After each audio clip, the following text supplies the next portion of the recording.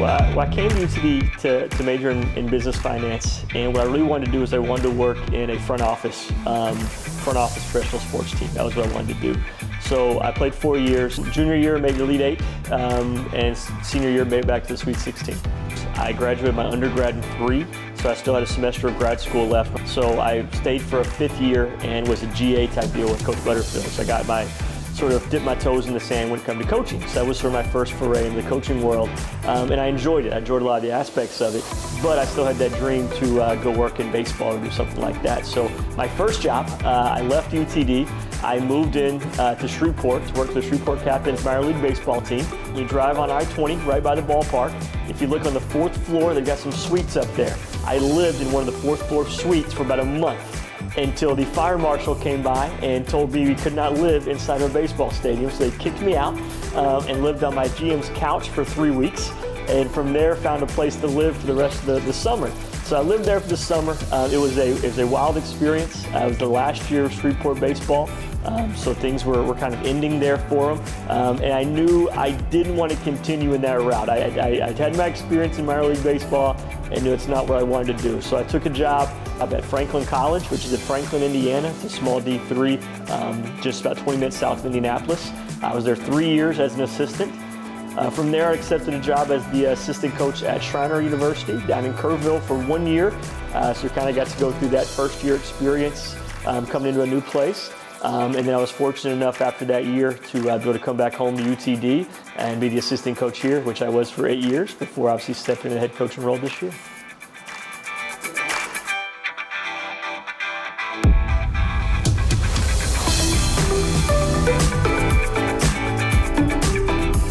I was actually always a baseball player first, I would say. I played travel ball growing up. I lived down in South Houston for junior high in Alvin, which is the home of Nolan Ryan, and also Nate Eovaldi for local Ranger fans.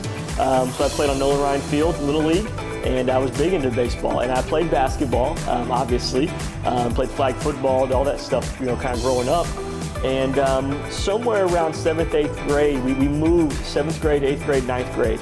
My dad was a high school coach. So we just sort of went to a couple places in that time period that were a little more basketball driven as far as the school and the kids that were there, and got me into basketball a little bit more. So I would not say I started playing basketball seriously in probably till 7th, 8th grade is when I really kind of started working at it and get down the driveway and kind of actually wanted to get better at it.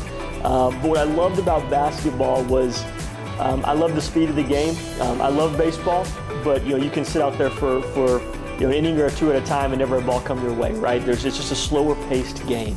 I loved the pace of basketball, and I was a point guard. Ball was in my hands all the time. I loved making plays. I loved scoring. I just loved the pace of it, and my high school team was really good, something I loved doing. So I just kind of fell in love with basketball kind of throughout my life, but really it was junior high, high school where I really sort of made that step where basketball was the most serious sport for me.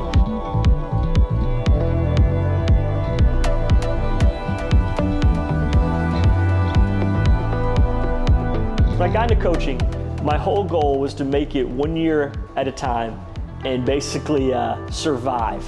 And when I say survive, I mean survive financially. For all the ESPN news stories about the $1 million contracts guys are signing all over the country, there's way more stories about a guy taking $5,000, living in a school-owned apartment and eating at the dorm every day and just trying to survive. So that was my whole goal, was 1 year at a time, survive and see if I could stay in this business, because it's not easy. Once I sort of got through that 5th year, was sort of that 5-year plan, I wanted to get somewhere where I thought we could be good and I could have some stability and be able to sort of survive financially and all those things. And I think my 5th year was at UTD, and that was when I really felt like I kind of caught my break and felt like I was at a place where we could have success and we could recruit the kind of kids that could win championships, and we did those things. So that was part of the point where I thought, okay, I've survived in this business long enough. I've gotten a job after job after job that now I can start looking at the next phase of my career. At some point, I wanted to be a head coach. I wanted to run a program and sort of have control over what we do and how we do it. So that became my goal, I would say, once I got back to UTD, building the resume a little bit and having to put myself hopefully in a position in the next 5, 6, 7 years to be a head coach. That became kind of the goal at that point.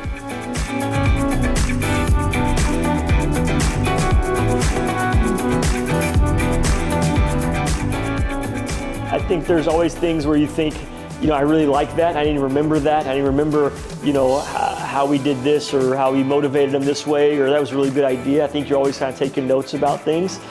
So yeah, I think there's a lot of that, especially as I got to the last 3, 4, 5 years of my role as an assistant, when you really start thinking more and more about being a head coach and how you would do things. And if this was me, how would I do it?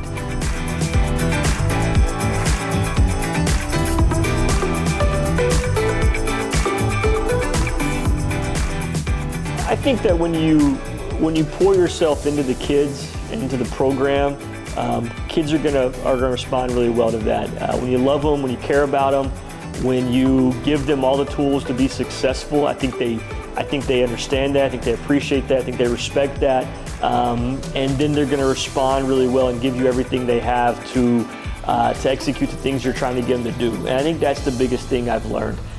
Just pour yourself into them, be honest with them, be real with them, and I think, at least at the college level, I think these kids appreciate that and see that, and I think they respond really well to it.